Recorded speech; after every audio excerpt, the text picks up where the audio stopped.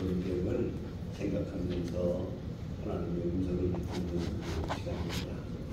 무슨 전쟁이라는 게 왜 있느냐 하는 겁니다. 역사가들의 말에 의하면 전쟁이 없는 해는 한 해도 없었습니다. 인류의 역사와 함께 작으나 크나 계속해서 전쟁은 있어왔습니다. 이것을 유물사관적으로 본 사람이 카르 막스입니다. 그래서 가만히 보니까 동물의 세계에 있는 것과 사람들의 세계에 있는 것이 비슷하다. 그래서 동물도 가만히 보니까 약육강식이요, 생존 경쟁이요, 적자 생존이다. 이렇게 해서 만들어진 것이 유명한 유물사관입니다. 무티얼리즘, 아주 무서운 겁니다. 이것이 바로 공산주의 철학의 근본이 됩니다. 여러분, 세상에는 전쟁이 있습니다. 동물에게도 있고 사람에게도 있고 사회에도 있고 가정에도 있고 싸움은 계속되고 있습니다.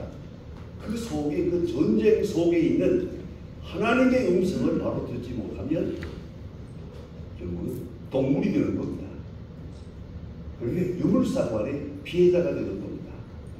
공산주의라는 것이 사실 알고 보면 별거 아닙니다. 싸움입니다. 모든 것은 싸움이다. 싸움뿐이다.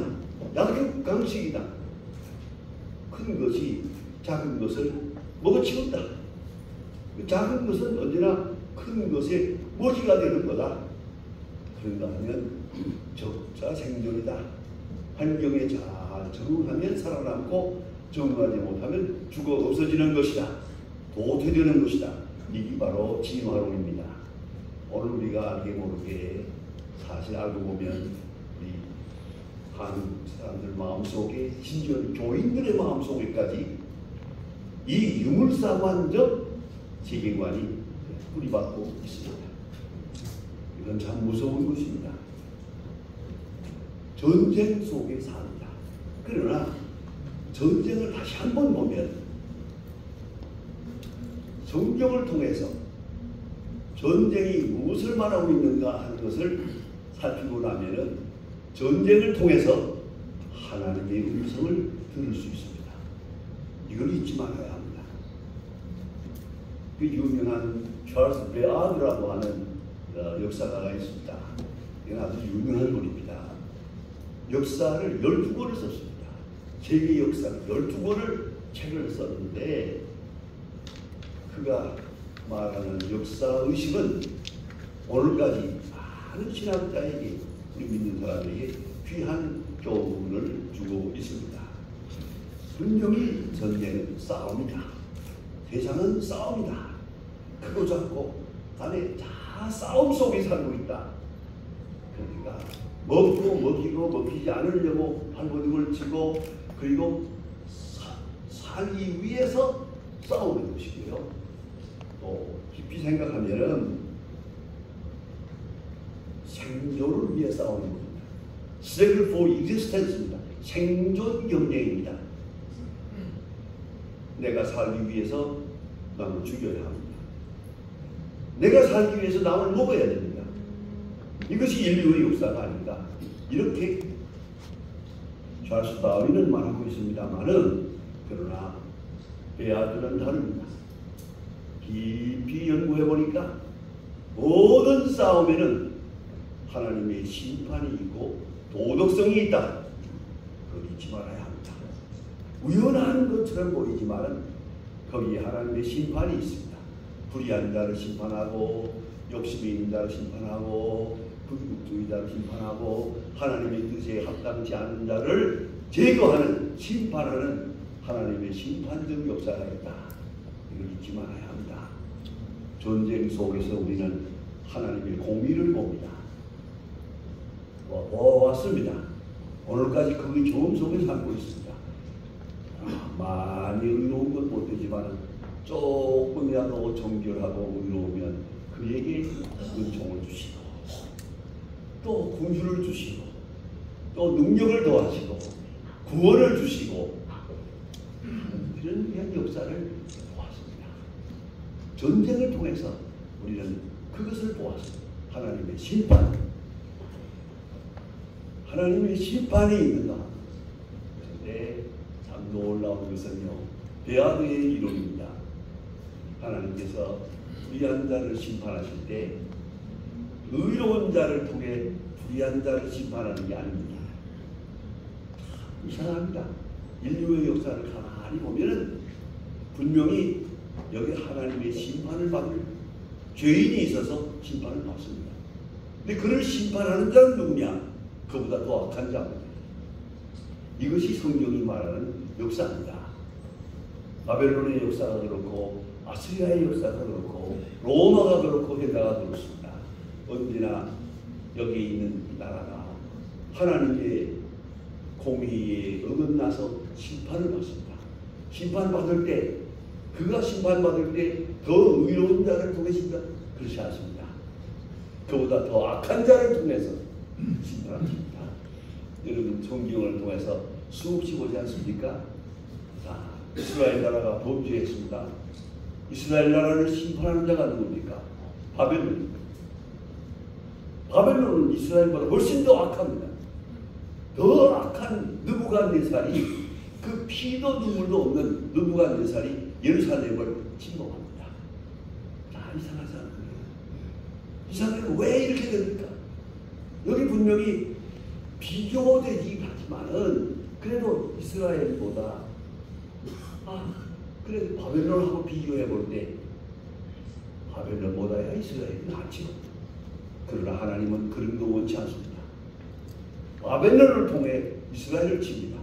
그 다음에는 이스라엘을 친 그 바벨론을 아수르를 통해서 칩니다. 성경은 분명히 말합니다. 하나님의 심판의 막대기라고. 느부갓네살은 심판의 막대기라고 합니다.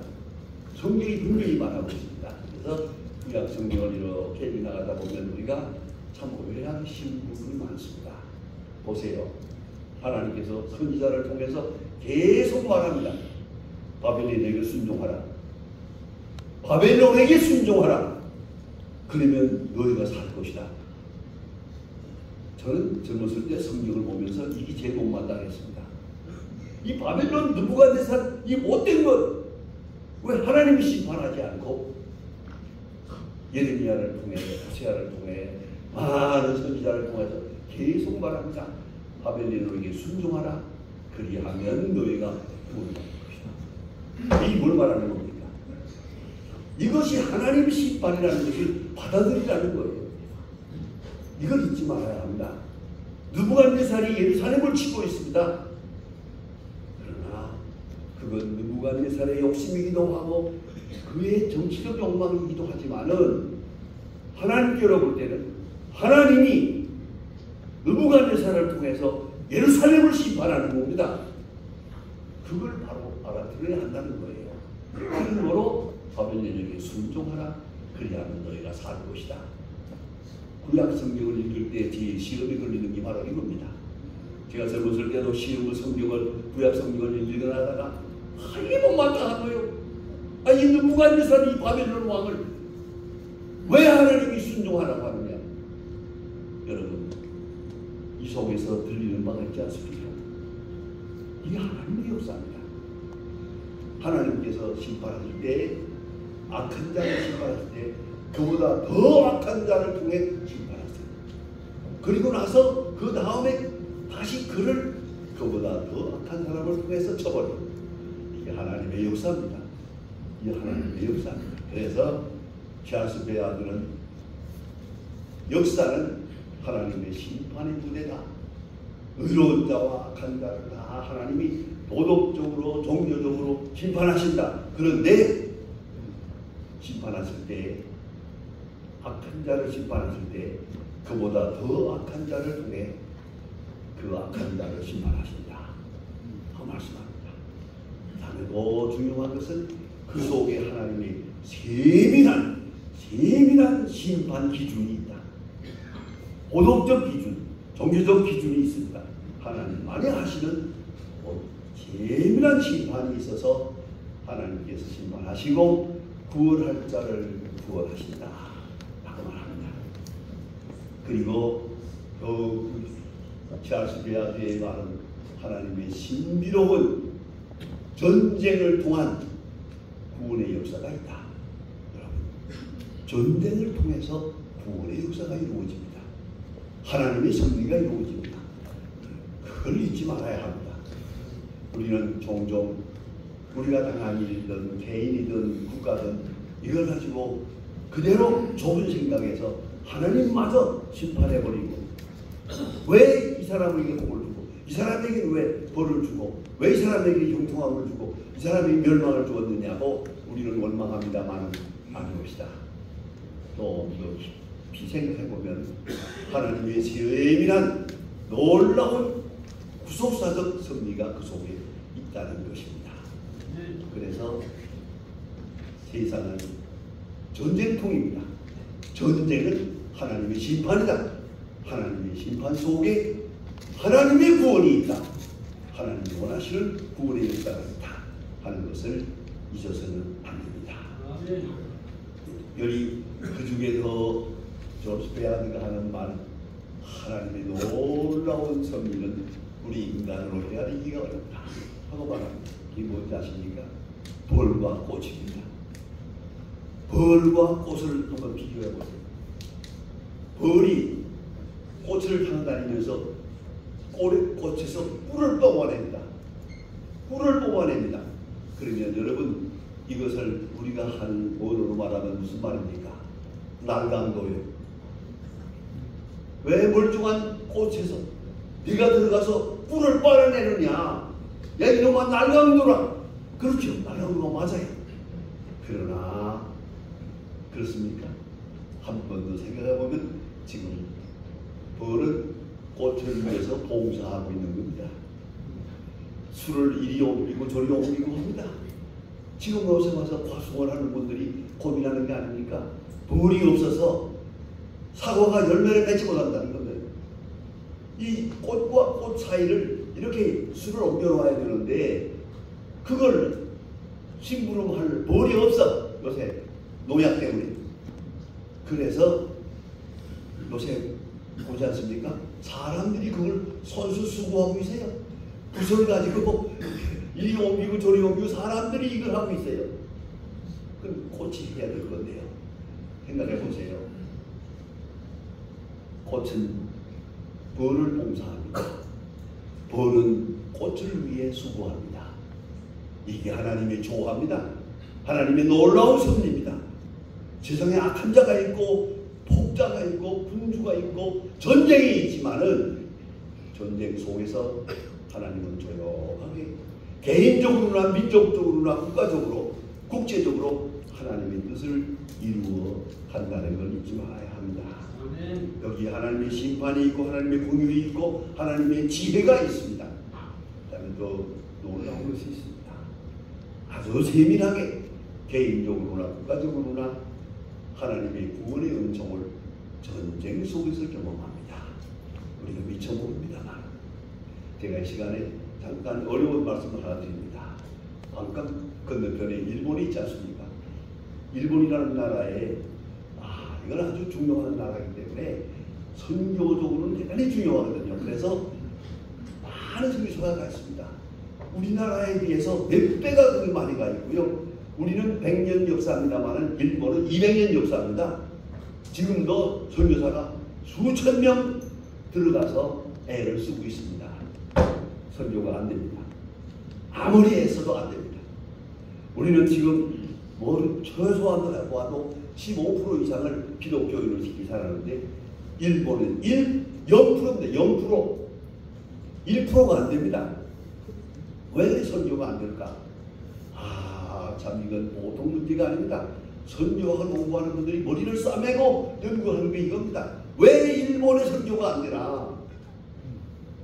애써서 선교하는데 돈은 무척하다는 선교사도 많이 들어가 있는데 안 됩니다. 또 선교에 방해가 있는 것도 아닙니다. 그래서 선교가 안 됩니다. 왜 안 되냐? 자세히 연구해 보면요. 이것을 연구해서 유명한 사람입니다. 그 리라고 하는 사람이 스트레인지 온 더 랜드라고 하는 책을 써서 아주 세계적으로 유명해졌습니다. 스트레인지 온 더 랜드, 정말 기독교는 영국 일본에 있어서 낯선 사람이다. 그런 뜻입니다. 그런데 그 속에서 말합니다. 이 읽어보면 딱 한마디가 걸립니다. 일본 사람의 마음에는 처음부터 끝까지 안타이 아메리칸이다. 미국에 대한 적개심이 있다. 미국하고 싸웠잖아요. 전쟁이 일어졌다가 자기네가 패전했잖아요. 원자탄 터지는 바람에. 그 마음속에 한이 있어요. 일본 사람의 마음속에 한이 있어요. 미국 사람에 대한 한이 있어요. 그 종교 문제를 딱 논할 때는 기독교는 아메리칸이에요. 미국 사람 거요. 우리는 신도이즘이요. 이러는 겁니다. 그래서 일본 가서 보세요. 호텔 같은 데 가보면 호텔 안에 예배당이 있습니다. 잘 만들어놓은 예배당. 깜짝 놀랐어요. 이거 호텔 안에 예배당이 있구만. 아닙니다. 결혼식장입니다. 결혼식만은 일본식으로 합니다. 장례식은 자기네 무속 종교로 합니다. 그래서 일본에 가면 호텔마다 가면 교회가 있는 것 같이 보이는데 절대 아닙니다. 그건 예식장입니다. 자, 왜 일본 사람이 기독교를 받아들이지 않느냐? 그 마음속에 민족주의가 있습니다. 강한 민족주의. 일본만이 가지는 자페니스. 이게 그것 때문에 복음을 받아들이지 않습니다. 기독교라고 하는 것은 서양 종교요. 우리는 신도이즘이다. 이겁니다. 그런 거로 종교적인 문제 이전에 민족적 편향. 이거를 극복하지 못하면 안 됩니다. 이걸 넘어서야 되는데 일본은 이걸 아직 넘어서지 못해서 많은 지성인들이 기독교인이라고 합니다만은 내용을 보면 아니에요. 속에는 안타이 아메리칸, 안타이 웨스턴 이 가득 차 있단 말이에요. 이게 안 됩니다. 그러면 이 민족주의를 벗어나야 선교가 되는 거예요. 그렇지 않습니까? 민족주의를 협소한 민족주의를 벗어나야 선교가 되겠는데 이걸 누가 하겠습니까? 이걸 전쟁이 하는 겁니다. 전쟁. 그래서 선교학을 많이 연구하는 사람들이 합니다. 전쟁을 통하지 않고 선교가 성공한 역사가 없다. 결론입니다. 그럼 우리는 어땠냐? 우리는 자 고맙게도 하나님께서 일본 사람들을 한국에다 보내서 한국을 36년 동안 침략을 합니다. 거기서 우리가 울분이 터졌습니다.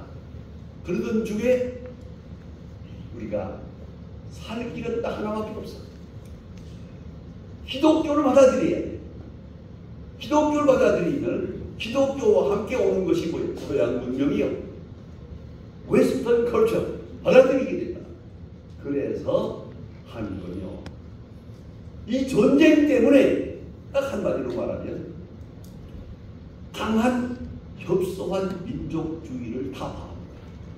민족주의를 극복합니다. 여러분, 우리는 한 번도 기독교가 서양 종교라고 생각해 본 사람 없어요. 이건 우리 종교예요. 우리 종교. 그래서 3.1운동 때 5만 명 이상이 죽었는데 그 많은 기독교인들이 희생을 당하잖아요. 그런데 그 사람들이 지금 죽음이 어떤 의미를 가지느냐? 순교가 순국이고 순국이 순교예요. 나라를 위해서 만세를 부르고 죽는 것이 순교였어요. 순교. 이걸 잊지 말아야 합니다. 그러니까 그 3.1운동을 사건을 통해서 우리가 기독교가 우리 종교가 되는 거예요. 우리 민족 종교가 되고 우리 민족을 살리고 우리의 문화를 살리는 종교가 됩니다. 이래서 한국이 복음적인 나라가 되고 선교가 가능해지는 거예요. 자, 전쟁을 통해서 게다가 6.25라는 전쟁을 통해서 우리는 또 경험합니다. 엄청난 사랑을 받았습니다. 정말 저는 피난민에서부터 시작해서 군대에 들어가서 제가 지금 92세인데 지금까지 계속해서 복음을 위해서 일하고 싶은 것은 신세 많이 졌어요. 미안합니다. 미군들의 신세 많이 졌어요. 그분들이 그 물자를 내주고 그 군을 원조해주고 우리가 우리 완전히 공산화될 수밖에 없었는데 우리를 살려줬어요. 이 전쟁이, 6.25 전쟁이 우리 민족을 살릴 뿐만 아니라 민족 혼을 살리고 우리의 기독교적 정체의식을 살렸습니다. 그래서 그때 이 전쟁을 통해서 우리가 보세요. 기독교는 우리 종교가 됩니다. 100% 우리 종교. 이걸 의심하는 사람 아무도 없어요. 그것이 희한합니다. 선교학을 연구하는 사람들은 이런 역사는 세상에 없다는 거예요. 오직 한국에만 이런 일이 있어요. 이걸 알아야 돼요. 하나님의 은총이 대단히 귀중합니다. 오늘 특별히 사도 바울이 이 빌립보 감옥에 있어요. 고생하다가 그래서 지금 로마 감옥에 있습니다. 며칠 후에 순교합니다. 근데 감옥에서 선교해서 세운 교회입니다. 그가 말합니다. 나의 당한 일이 복음의 진보가 된 것을 너희가 알기를 바라노라. 저는 이 오늘이 너무 귀합니다. 나의 당한 일이 뭡니까? 매 맞고 감옥에 가고 로마에서 고생하고 좀 있다가 순교하고 많은 고난을 당하지만 나의 당한 일이 복음의 진보가 되기를 너희가 바라노라. 여러분, 제가 여기 지금 서 있습니다. 지금도 제가 부흥회를 다니고 차를 몰고 며칠 전에 울산까지 갔다 왔습니다. 자, 계속해서 목숨이 날 때까지 복음을 전하려고. 지금 은퇴한 지가 20년이 됐습니다만 단 한 번도 설교를 쉬어본 일이 없습니다. 계속. 왜요? 왜 그래야 되느냐? 죄송합니다. 내가 설교를 안 하면 꼭 벌받을 것 같거든. 내가 어떻게 살려줬는데 이놈아. 내가 어떻게 이를 살려줬는데 내가 낮잠을 자고 있어 이놈아. 그런 소리 들려옵니다. 아니 어제도 제가 7시 반에 분당에서 설교하고 또 4시에 또 다른 교회 가서 설교할 일이 있었어요. 그걸 오라고 그러는데 내가 갈까 말까 주일날 한 번 갔으면 되지 뭘 4시에 또 가나 생각했는데 주위에 들려와요. 야 이놈아, 너 오늘 교회 설교하러 안 가면 건강 뺏어버린다. 그런 소리가 들려서 사실은 취소했다가 전화 걸어가지고 간다 하면서 갔어요. 왜 그랬을 것 같아요? 여러분, 전쟁을 통해서 주시는 축복이 큰 것이에요. 개인적으로나 어적으로나 이거 잊지 말아야 돼요. 전쟁은 선교의 가장 적절한 최고의 효과적 전략이었습니다. 6.25를 통해서 우리 민족과 함께 경험한 이 모든 사건을 불행하게만 보지 마세요. 우리는 6.25를 통해서 받은 축복이 너무 많아요. 미안합니다만 제 친구 4사람이 있는데 이원설 박사, 김정일 박사, 민경배 박사, 나 4사람이 고향 친구입니다. 가끔 저녁을 먹습니다. 먹을 때 모여 앉으면 있다가 이원설 박사 한마디 합니다. 야, 너나 나나 김일성 수령 덕분에 복을 많이 받았다. 야, 김일성이가 아니면 우리가 여기 왔겠냐? 그거 옛날에 시골에서 농사를 하다 마는 건데 이 김일성 수령께서 나가라 해서 나가서 여기까지 왔는 거 아니냐? 미국까지 갔다 온 이 축복이 어디냐? 가능한 생각하면 괜찮합니다. 더구나 저는 북한에서 고생했지만 저희 아버지가 제 눈앞에서 총살을 당했고 뿐만 아니라 저도 광산의 강진호동 수용소에 가서 8개월 동안 고생을 했습니다. 강진호동 수용소라는 말이 무슨 말인지를 아무도 모릅니다. 나는 그걸 8개월 동안 경험했습니다. 그리고 살아서 여기까지 왔습니다. 제가 오늘도 많은 목사님들 앞에 강의를 합니다. 이렇게 설교해야 되고 이렇게 목회해야 되고 그런 얘기를 합니다만은 어떤 착한 목사는 내게 와서 목사님 하나만 물어봅시다. 목사님 강진호동 수용소에 들어가서 8개월 고생한 거 사실입니까? 사실이지. 끝났습니다. 그걸 내가 경험하지 못했으니까 내가 설교가 안 되잖아요. 고난이라는 거 잊지 말아야 돼. 사도 바울이 육체에 가시 사탄의 사자가 있었어요. 간질병 환자예요. 이걸 가지고 전도합니다. 그러나 그는 말합니다. 내가 주신 은혜가 헛되지 아니하여 내가 사도가 되었노라. 사도 바울이 일생 동안 고난과 함께 살았습니다. 비로소 하나도 안 따랐습니다. 마지막에 순교까지 합니다. 왜 그랬을 것 같아요? 그래야 복음주의자가 되니까, 그래야 주의 사람이 되니까, 주의 능력을 경험할 수 있으니까. 여러분, 우리가 이 유교라는 참 어려웠던 일을 기억합니다만, 그러나 우리는 하나님의 귀한 은혜를 생각하면서 오히려 감사하고, 이 전쟁을 통해서 우리 민족에게 주신 그 축복에 대해서 바로 응답할 수 있는 귀중한 신앙생활이 되기를 바랍니다. 기도합시다. 하나님 아버지, 오늘 시간 주께서 우리 민족에게 베푸신 그 은총을 생각하며 감사하는 마음으로 예배드립니다.